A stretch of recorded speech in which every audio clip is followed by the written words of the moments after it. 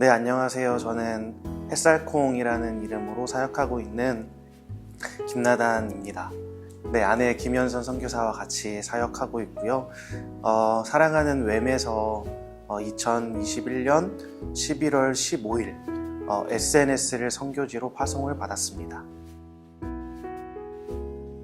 하나님은 제게 다함 없으신 분 같아요. 이 다함 없다라는 표현을 저는 참 좋아하는데요.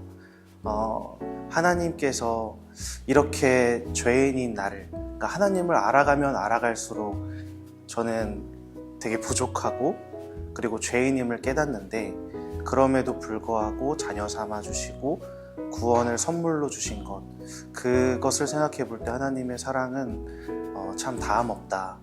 그리고 그 하나님의 일에, 하나님의 선교에 동참케 해주시는 은혜를 생각해 볼 때 그 하나님의 은혜도 참 다함 없다. 그래서 그 하나님의 사랑과 은혜를 생각해 볼 때, 베풀어 주신 그 은혜를 생각해 볼 때 하나님은 저에게 다함 없으신 분 같아요. 네. 일단 저희 부부는 SNS를 기반으로 SNS, 도서, 굿즈, 그리고 전도 트럭 사역을 통해서 복음의 씨앗을 심고 있고 생명의 복음을 전하고 있는데, 그 계기가 있어요. 하나님께서 어떤 사람을 어떤 곳에 부르시고 또 세우셔서 일을 하실 때는 훈련의 과정도 있고 또 말씀으로 인도해 주시는 그 과정이 있다고 생각을 하는데요. 저희 가정에게도 있었어요. 저희 부부는 선교의 비전이 있었어요. 그래서 저도 신학과를 졸업하고 아내는 선교학과를 졸업했고 2015년도에 결혼을 했거든요. 그래서 선교의 비전을 품고 결혼을 했는데 한 2년 동안 빚을 갚는 그런 시간도 있었어요.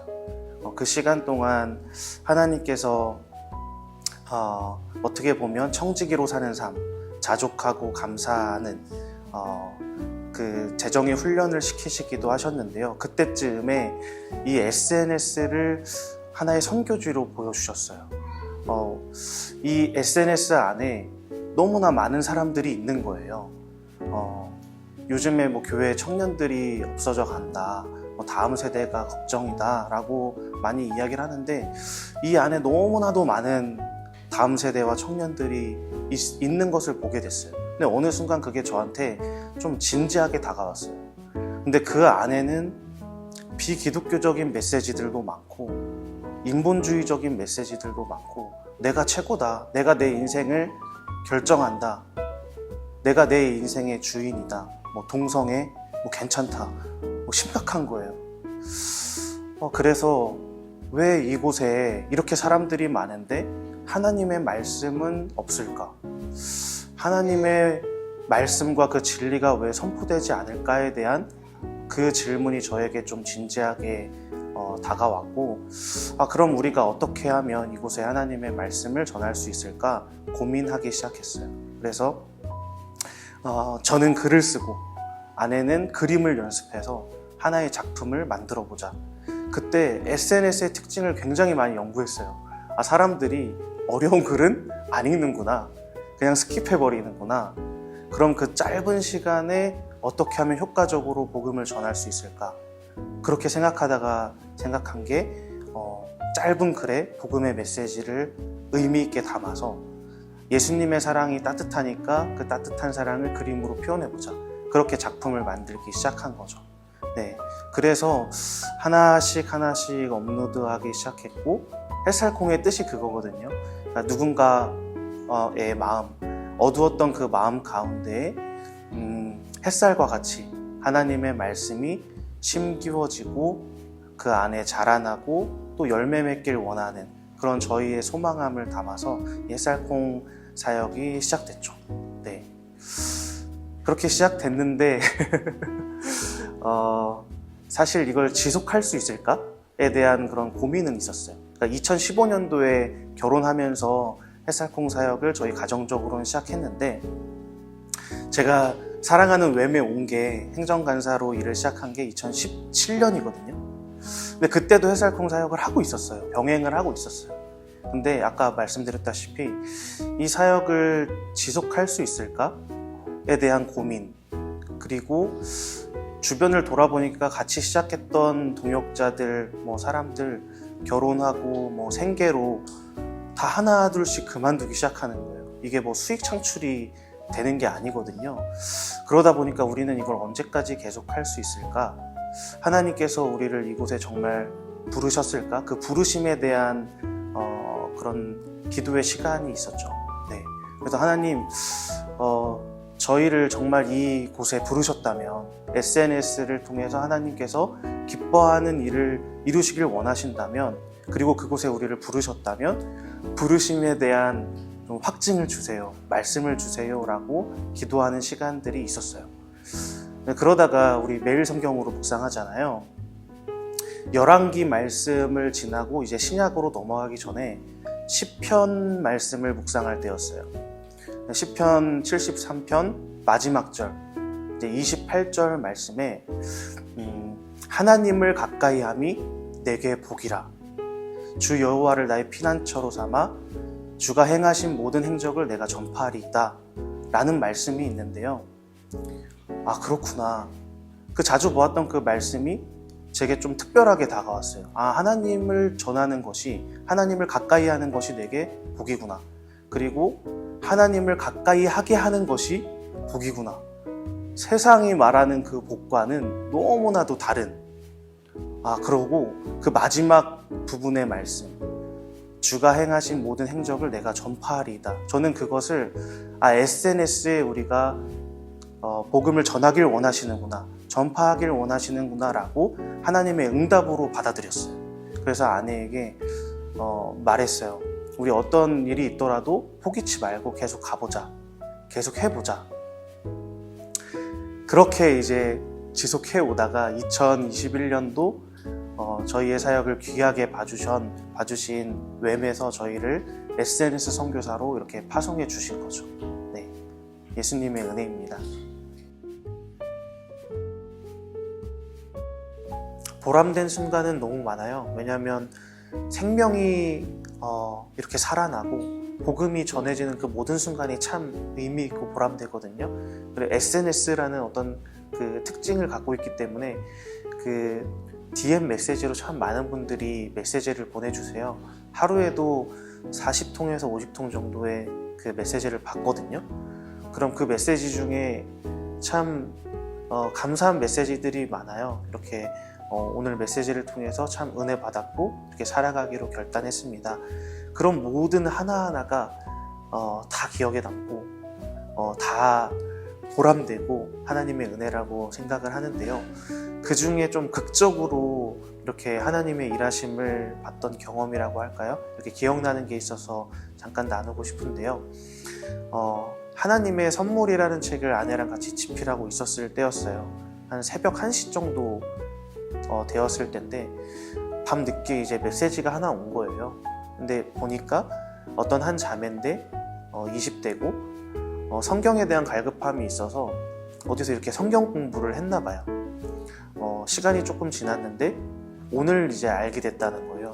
오늘 성경 공부하고 있던 곳이 사실은 신천지에서 하던 복음방이었다는 것을 알게 됐다고. 근데 이걸 누구에게 말할 수도 없어서, 말하기도 어려워서 익명성이 깃대어서 평소에 보고 있던 저희 부부에게 이제 메시지를 보낸 거죠. 어떻게 하면 좋을까요? 근데 이제 저희도 이단 전문가가 아니기 때문에 그분에게 어떻게 메시지를 답장을 해야 될지 좀 지혜가 없었어요. 근데 이제 저는 그걸 알고 있었거든요. 이제 이단 상담소에 목사님들과 사역자들이 24시간 전화를 받으세요. 그걸 알고 있었어요. 그래서 새벽 1시에 전화를 했어요. 그분에게 이제 그분의 전화번호를, 자매님의 전화번호를 받았고, 그래서 제 번호로는 이제 그 자매님과 전화를 걸고, 아내 핸드폰으로는 이단 상담소의 목사님께 전화를 걸어서 전화기를 2개를 놓고 이제 전화 연결을 한 거예요. 그래서 그 새벽에 이 자매는 그분께, 목사님께 질문을 하고, 이미 목사님은 근데 다 간파를 하고 계셨더라고요. 뭐 배웠죠? 근데 사실은 그게 사실이 아니고 이렇습니다 라고 이야기를 하면서 한 1시간 동안 그 자매가 배운 게 깨지는 것을 저희도 같이 보게 되었어요. 그래서 그 일이 있고 그 자매를 위해서 같이 아내랑 기도하다가 좀 잊고 있었어요. 근데 이제 저희에게 메시지로 한참 뒤에 그때 너무 감사했다.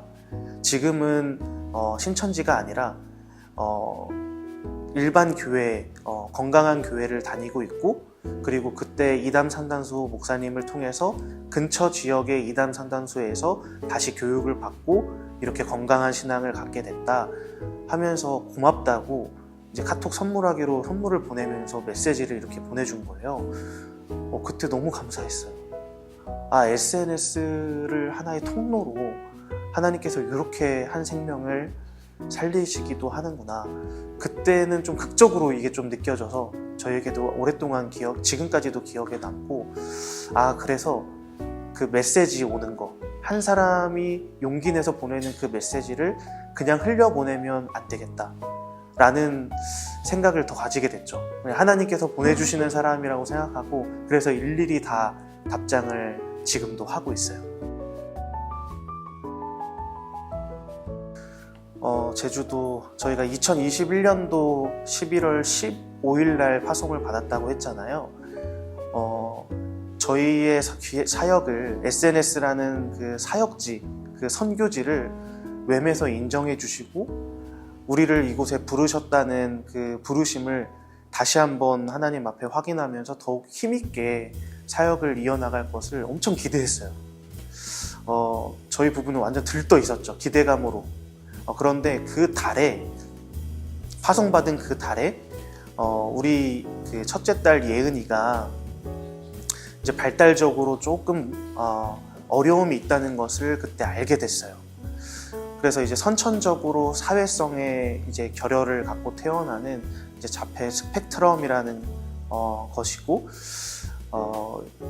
부모의 더 이렇게 관심이 필요한 그런 일들인 거죠. 그래서 그때 알게 된 이후에 병원들을 많이 다녔어요. 그래서 작은 병원부터 대학 병원까지 다녔고, 언어치료, 놀이치료, 감통치료 할 수 있는 것들을 다 했어요, 서울에서. 근데 이제 좋은 그런 호전은 없었거든요. 이제 그러다가 2022년 4월 달에 이제 서울대학교 병원에서 이제 ASD 자폐 진단을 이렇게 받게 되었어요. 이제 모든 사역이 더 힘있게 이제 할 수 있을 거라고 생각했는데 갑자기 그 일로, 우리 예은이의 일로 스탑을 하게 됐어요. 다 이제 잠깐 내려놓게 됐어요. 그리고 하나님 앞에서 해결해야 될 그런 문제들이 있었어요. 한 두 가지라고 저희는 요약해 볼 수 있는데요. 첫 번째는 이 일을 어떻게 우리가 받아들여야 되는가. 하나님은 선하시고 또 하나님이 우리의 인생 가운데 주관자로서 지금까지 이끌어 오시고 앞으로 이끌어 가실 것을 믿는데, 예은이의 일을 받아들이는 것은 시간이 좀 필요했어요. 소화하는 데 조금 시간이 걸렸어요. 그리고 하나님 앞에서 정말 많이 울었고, 그리고 그 어느 때보다 하나님 앞에 엎드리는 시간을 가졌어요. 하나님은 선하신 분인데 우리 예은이는 왜 선천적으로 이렇게 태어났을까? 한 번도 장애아의 부모로 살아볼 것을 생각지도 않았는데, 그럼 우리 예은이는 앞으로 어떻게 살아가야 될 것인가? 그리고 우리는 부모로서 어떤 일을 해야 될 것인가? 하나님은 왜 우리 가정에 이런 일을 허락하셨을까? 이런 질문들이 끊임없이 저희 가정 안에 있었죠. 그런데 결론은 그거였어요. 우리가 하나님의 일하심을 다 이해할 수는 없다. 욥에게 하셨던 그 말씀처럼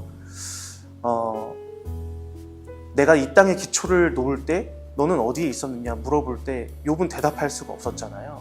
그러니까 하나님의 일하심을 우리 인간의 이 작은 연약한 지식으로 다 헤아려 볼 수 있을까? 저는 못하겠더라고요. 그러니까 예은이를 통해서 일하실 하나님을 찬양하는 건 우리가 할 수 있는 일이더라고요. 그러니까 하나님의 일하심을 신뢰하는 거는 우리가 할 수 있는 일이더라고요. 그래서 그렇게 하기로 저희는 결정을 했죠. 그래서 이런 아픔이 있지만 그리고 앞으로 어떤 일들이 예은이에게 우리 가정에게 있을지는 모르겠지만 우리가 감당할 수 있을 만한 힘이 있으니 주신 거라고 믿고 하나님께서 하실 일을 신뢰하자. 그리고 예은이를 이 땅에 보내시고 예은이를 통해서 일하실 하나님을 신뢰하자. 네, 그렇게 이렇게 결정을 하고, 그리고 또 제주로 내려오게 된 어떤 계기는 서울에 있었을 때 여러 가지 이렇게 치료를 하고 있었을 때 별로 호전이 없었거든요. 그러다가 우연찮게 제주도에 이렇게 한 달살이로 머무를 수 있는 기회가 있었어요. 서울에서 한 번도 보여주지 못했던 어떤 그런 발달적인 긍정적인 어떤 신호들이 제주에서 이 하나님께서 만드신 자연 속에서 뛰어놀고 거할 때 보여주기 시작하는 거예요. 그래서 그 한 달을 살 때 정말 깜짝 놀랐고, 예은이를 위한 거라면, 좋은 어떤 이제 발달의 과정이 있다면 제주도 참 좋은 곳이 될 수 있겠다. 그래서 기도했어요. 하나님, 그 한 달 살이 할 때 기도했거든요. 제주에서 하나님, 예은이가 이렇게 많이 발달적으로 좋은 신호들이 있고 또 좋은 곳을 소개받았고, 기관을, 그런데 저희가 제주도로 내려오길 원하신다면 모든 사역의 기반이 다 서울에 있고 그 오랜 머물던 곳을 떠나는 게 참 쉽진 않지만 하나님 말씀으로 인도해 주시고 또 분명한 그 증거를 보여주세요 라고 했는데 하나님께서 집을 보여주셨어요. 그러니까 한 달 살이 할 때 제주에서 머물 집을 하나님께서 보여주시고 그걸로 응답을 주셨거든요. 그래서 계약을 하고 갔고, 네, 4월 달에 이제 한 달 살이를 5월 달 이렇게 걸쳐서 했는데 정리를 하고 8월 달에 내려오게 됐죠. 네, 그 과정도 하나님께서 세밀히 인도해 주셔서 지금 생각하면 참 내려오길 잘했다. 그 과정 속에서도 하나님께서 인도해 주셨다. 이렇게 생각하고 있어요. 네.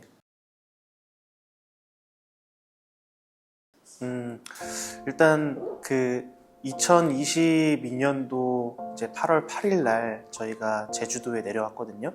그러니까 그 전에는 이제 금토 주일날에 전국을 다니면서 뭐 청년 청소년들을 만나고 말씀을 나누고 이런 시간들이 있었는데요. 8월 8일 그 시간을 기점으로 외부 사역의 문을 닫고 예은이 손을 잡고 전도를 하기 시작했어요. 제주도에 내려와서. 그러니까 전통시장으로도 가고 뭐 대학가로도 가고 바닷가로도 가고 매주 이렇게 전도를 이제 하는데요. 그 계기는 좀 재미난 일화가 있어요. 그러니까 어느 날 이제 SNS로 DM 메시지 있잖아요. 다이렉트 메시지를 주고받을 수 있잖아요. 그래서 한 청년이랑 되게 진지하게 신앙에 대해서 이렇게 이야기를 나누고 있었어요. 저는 이제 복음을, 예수님의 이름을 전하고 있었는데 엄마가 이제 예은이한테 물어본 거예요. 지금 아빠 뭐 하고 있어? 했더니 예은이가 아빠 핸드폰 하고 있어. 이렇게 이야기를 한 거예요. 그러니까 이제 그냥 지나갈 수 있는 말인데 저는 되게 진지하게 들렸어요. 갑자기 머리를 쿵 하고 맞은 것처럼 이런 생각이 들었어요. 아, 예은이에게는 그냥 아빠가 핸드폰 하는 것처럼 보일 수 있겠구나. 나는 지금 생명 살리는 일을 하고 있는데 우리가 경찰병원 앞에서 이제 파송교회에서 같이 전도하고 버스킹하면서 찬양하고 그런 때가 있었잖아요. 근데 이제 코로나로 그 시간이 그냥 흘러가 버린 거예요. 그러니까 예은이에게 같이 엄마 아빠가 가장 중요하게 생각하는 가치, 복음을, 그리고 그 복음을 전하는 모습을 보여준 지가 꽤 시간이 지난 거죠. 그래서 우리 제주도에 내려가서 전도하자. 그렇게 아내랑 이야기를 나눴고 내려온 첫날부터 이렇게 전도를 하기 시작한 거예요. 저희가 직접 만든 전도용품, 부채나 뭐 티슈나 전도용품을 가지고 곳곳을 다니기 시작했어요. 그렇게 매주 전도를 하다 보니까 너무 재밌는 일들도 많고 만나는 사람들과의 그런 교제도 좋고 너무 좋았어요. 근데 이제 시간이 지나면 지날수록 어떤 거점이 있으면 좋겠다라고 생각이 들었어요. 그러니까 문화사역을 하다 보니까 자꾸만 그런 꿈을 꾸게 되는 거죠. 옆에서 버스킹도 하면 좋겠고, 왜냐하면 버스킹 하고 있는 청년이 있었어요. 제주도에서 나고 자란. 그래서 너무 재밌는 일들이 얼마든지 할 수 있을 것 같은데 거점이 있다면 그런 기도를 하고 있을 때 어떤 한 분이 트럭을 가지고 있었는데 그 트럭을 당근으로 내놨는데 안 팔린다고 기도 제목으로 이렇게 올리신 거예요. 그래서 그걸 보고 요거를 우리가 구입해서 잘 꾸며서 복음 트럭으로 전도하는 그런 트럭으로 만들면 너무 재밌겠다. 그래서 그 트럭을 믿음으로 구입했어요.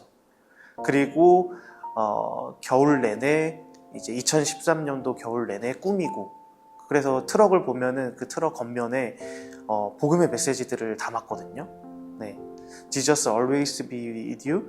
그리고 참 좋은 당신을 만나서 참 행복합니다. 이런 문구들을 꾸며놓고 그리고 그곳에서 이제 음료도 준비하고 네, 그렇게 전도를 준비해서 봄부터 다니고 있는 거죠. 그래서 너무 재밌는 거는 하나님께서 이 일을 너무 기쁘게 여기시는 것 같아요. 돕는 손길들을 보내주셔서 다 준비하게 하셨어요. 그래서 예를 들면 2019년도에 저희가 새롭게 하소서 방송을 나갔을 때 그때 MC분이 김정화 배우님이었거든요. 몰랐어요. 육지에서 카페 사업을 시작하신지.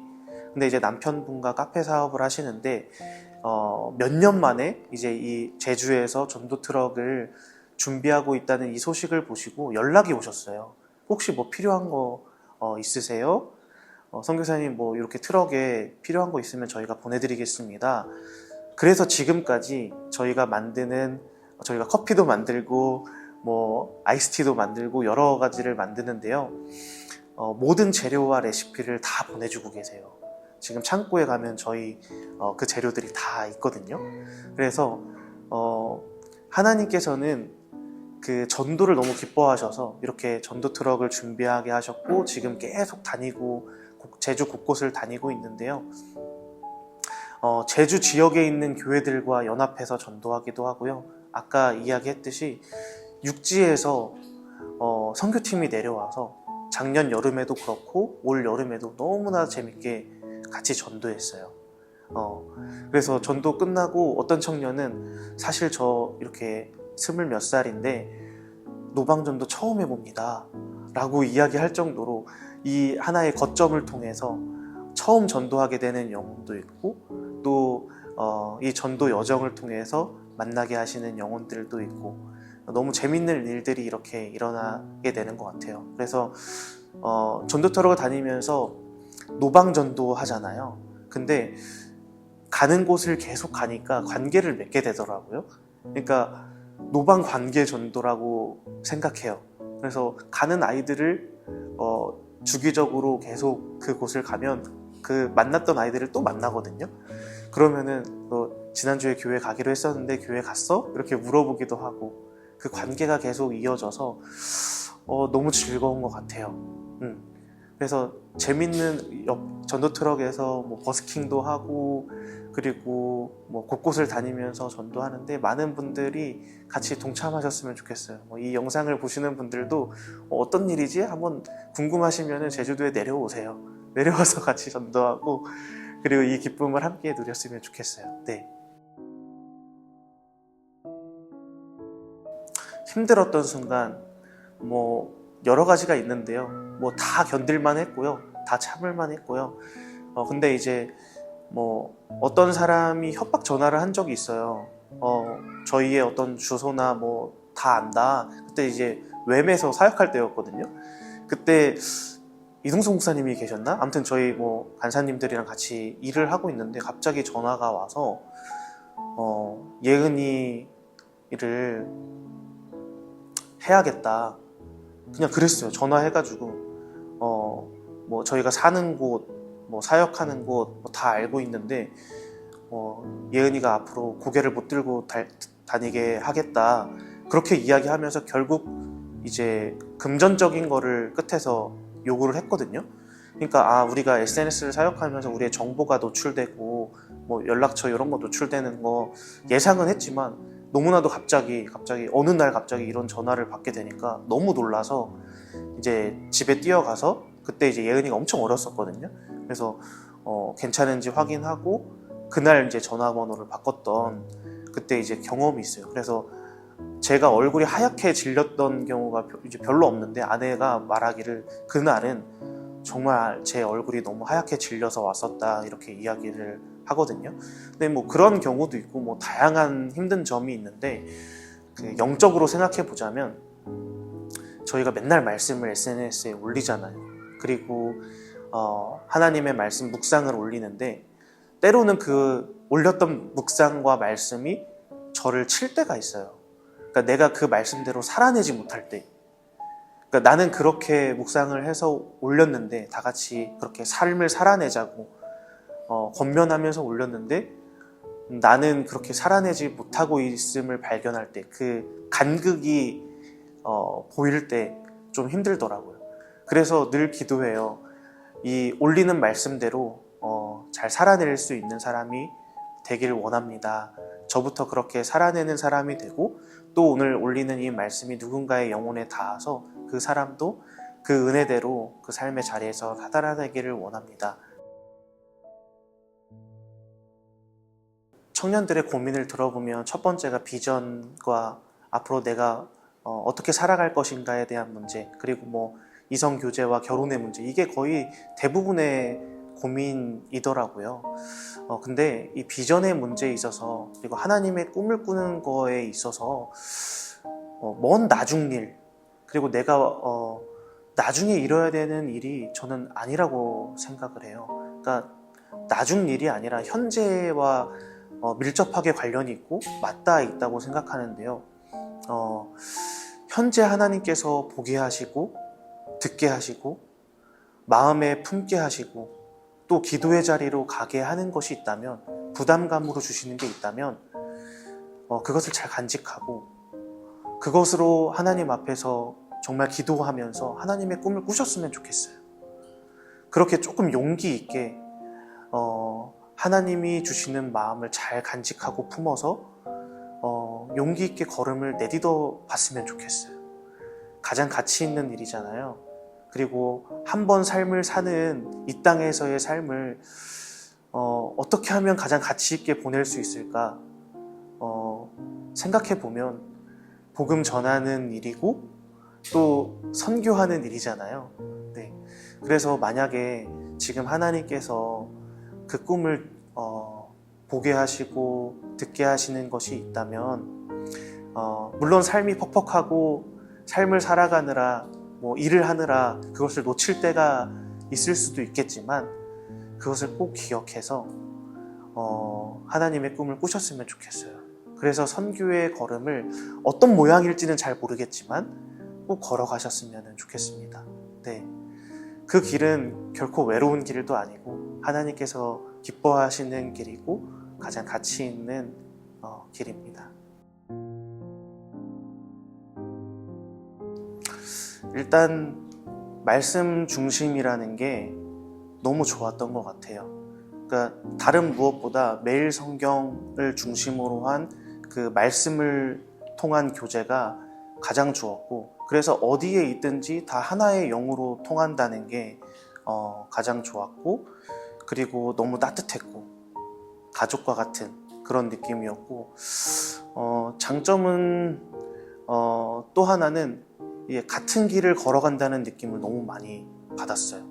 이게 하나의 단체를 만나도 전혀 다른 어떤 비전과 다른 어떤 생각을 가지고 걸어가는 그런 느낌을 받을 때도 있는데, 웸을 처음 만났을 때는 정말 선교 그리고 복음 전파, 여기에 대한 뚜렷한 비전을 가지고 시작됐고 지금도 그렇게 걸어가고 있고 그런 분들을 만날 수 있는 곳이라서 가장 좋았고, 저도 그 일원이 되고 싶었고 그랬는데 이렇게 선교사 파송을 받게 돼서 감사하게 생각하고 있고, 저 이후에도 또 다른 누군가가 같은 비전을, 하나님 나라의 꿈을 꾸었을 때 또 같이 걸어가기를 원하는 거죠. 네. 장점이 많은 곳이니 한번 와보셔도 네, 너무 좋을 것 같아요.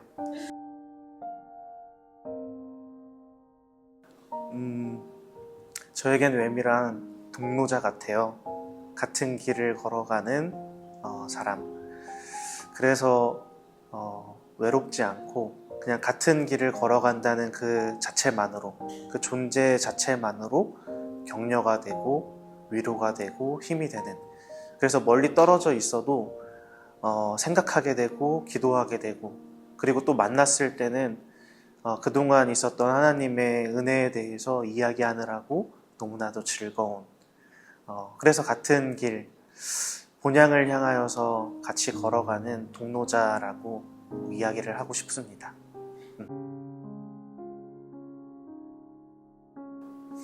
다섯 글자요? 네. 일단 예수님의 은혜인데 그건 여섯 글자잖아요. 그래서 주님의 은혜라고 말할 수 있을 것 같아요. 선교사의 삶, 예수님의 은혜를 보고 듣고 누리고 전하고, 그리고 예수님의 은혜를 남기는 삶이 선교사의 삶인 것 같아요.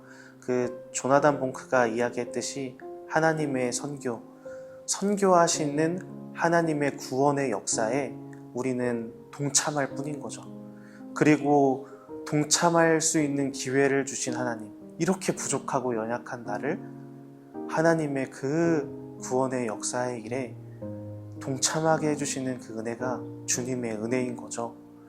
그래서 주님이 허락하실 때까지 최선을 다해야 되고, 최선을 다해 전해야 되고, 그리고 또 동역자들과 함께 하나님의 일하심을 이렇게 목도하고 바라볼 수 있는 것, 그것도 주님의 은혜인 거죠. 그리고 결국에 우리가 우리의 어떠함이나 우리의 이름을 남기는 것이 아니라 선교지에 예수님의 은혜를 남기는 것, 그래서 선교란, 그리고 선교사의 삶이란 예수님의 은혜, 주님의 은혜라고 말할 수 있을 것 같아요. 네. 그래서 저희 첫째 아이의 이름이 예수님의 은혜, 예은이, 그리고 요번에 나온 신간책의 이름 예수님의 은혜. 우연이 아닌 것 같아요. 네네.